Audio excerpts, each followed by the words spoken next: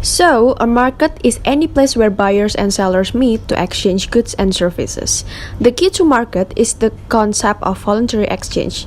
That is, that buyers and sellers willingly decide to make a transaction. Let's say you go to a farmer's market and you buy a box of grapes for $3. You value the box of grape more than the $3 you gave up to get it. The seller valued the $3 more than the box of grapes. The transaction a win-win because you got your grapes and the farmer got his money. You both felt better off. That's voluntary exchange. This same process happens in the labor market. Say that instead of the farmer's market, you buy your grapes at your local supermarket. The cashier voluntarily decides to work there. He values the $10 an hour he makes there more than he does sitting at home watching The Walking Dead.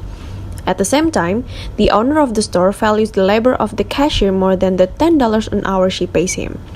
And so it goes on, all the way up the chain of production, from the driver that delivered the grapes to the farmer that grew the grapes to the tractor that the farmer purchased.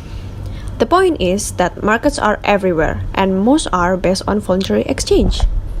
The part of all this that most people take for granted is how efficient the system is. Competitive markets turn out to be pretty good about allocating or distributing our scarce resources towards their most efficient use. So if farmers produce like too many grapes, then the price will fall as sellers try to sell them off.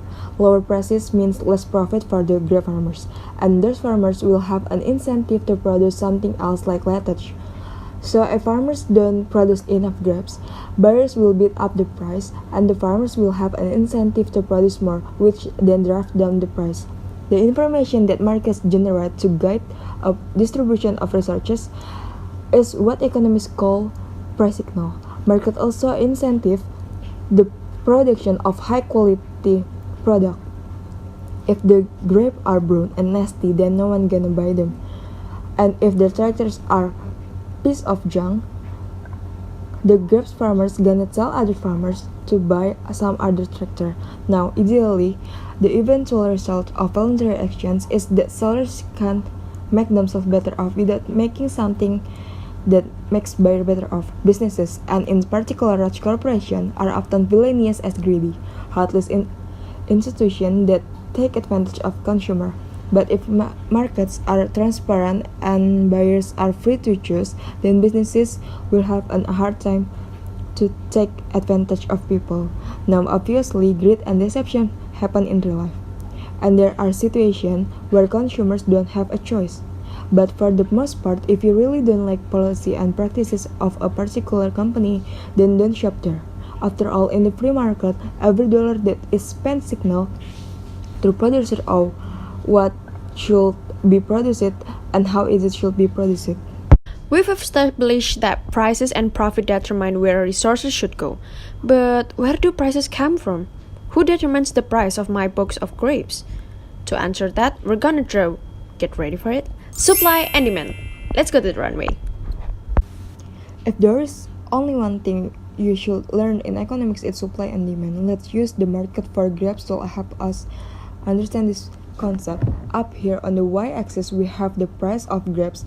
Down here on the x-axis we have the quantity of boxes of grapes. Let's start by looking at buyers and how they respond to change in the price.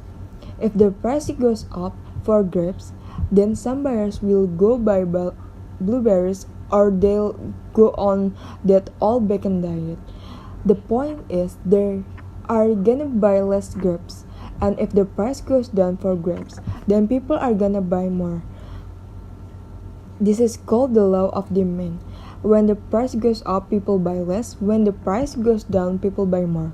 If the graph is shown by a downward sloping demand curve. Now let's think about sellers, like the farmer in the farmer's market.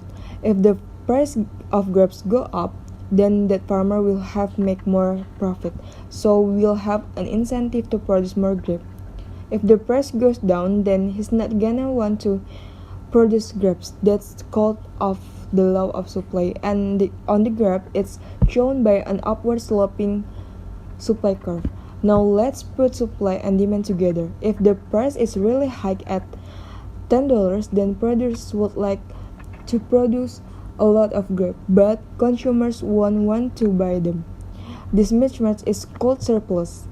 And if the price goes down for grapes, let's say it's go down to $1, then buyers want to buy a whole lot, but producers won't have incentive and they will produce a very little. At the end, you have a mismatch, but this one called a shortage.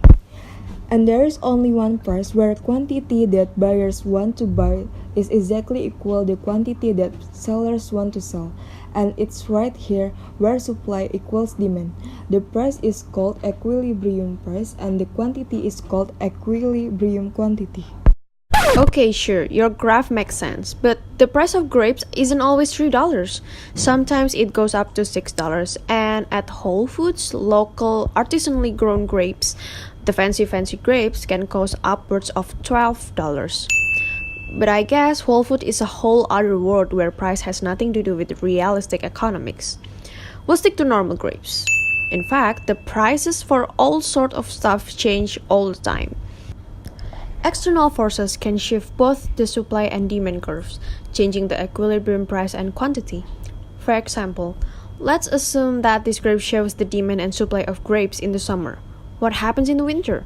Will the change in weather affect buyers' demand or producer supply? Spoiler alert, it's supply. Colder temperatures make it harder to grow grapes. The result is the entire supply curve is gonna shift to the left. This is because at all possible prices, there'd be fewer grapes produced. That's it. This graph is just a tool that economists and everyone else use to show the result of a change in the market. I know it seems complicated at first, but there are really only 4 things that can happen in a market. Supply can decrease, supply can increase, demand can decrease, or demand can increase. Some people might want to talk about a price being fair or right. Well, that all depends on your point of view. The buyer always considers a low price to be a very fair price, while the seller considers it unfair and vice versa. In general, economists don't really like to push opinions about prices. Voluntary exchange suggests that the price is there for a reason. For example, assume the demand for grapes inexplicably falls, so the demand curve shifts to the left and the equilibrium price and quantity fall. Farmers might go to the government for assistance, but most economists would argue there's no reason to bail them out. The market's broken, grapes are so over.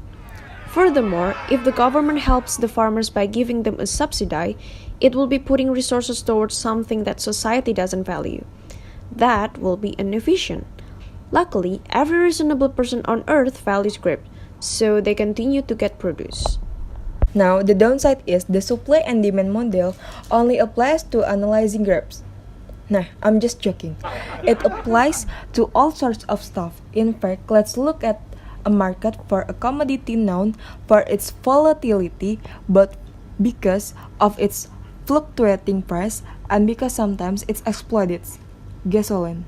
Now, when you see gas price are moving all over the board, that's just demand and supply. For example, in 2014, the retail gas price in the United States fell dramatically. Why? Well, it was demand and supply.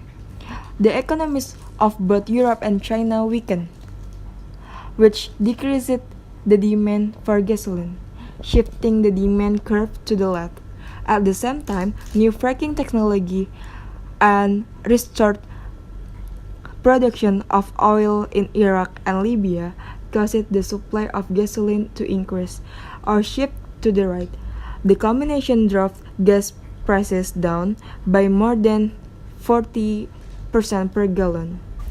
So there you have what for most people is the start and for many the end of economics, the law of supply and demand. Thank you for watching.